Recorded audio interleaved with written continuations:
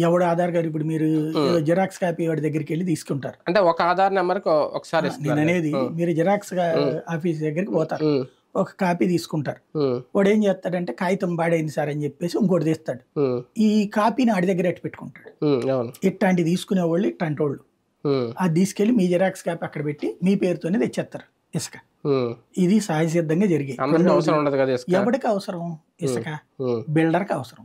Simple. నా logic ఒకటే ఏంటంటే ఇల్లు కట్టుకునేవాడు ఎవడో నీకు కార్పొరేషన్ పర్మిషన్ ఉంది, ఆ కార్పొరేషన్ పర్మిషన్ తీసుకో.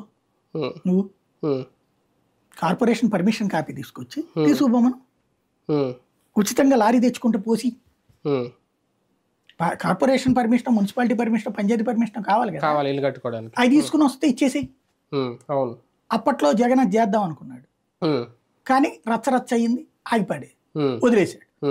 వీళ్ళు చేయరు అది. ఎందుకంటే అట్లా చేస్తే ఇంకా తినడానికి ఎవరికి ఉంటుంది అవకాశం? పర్మిషన్ లేకుండా అపార్ట్మెంట్ కడతాడా? పర్మిషన్ లేకుండా ఇల్లు కట్టుకుంటారా? మీరు కట్టుకోవాలని పర్మిషన్ కావాలి కదా. ఆధార్తో పాటు పర్మిషన్ కార్డు తీసుకో. నువ్వు ఉట్టి ఆధార్ కార్డు అంటే ప్రతి ఒక్కరితో ఎవరిదైనా ఇవ్వచ్చు. ఇప్పుడు పనిచేసే లేబర్దైనా ఇచ్చేయచ్చు. ఏముంది అక్కడ దాంతో?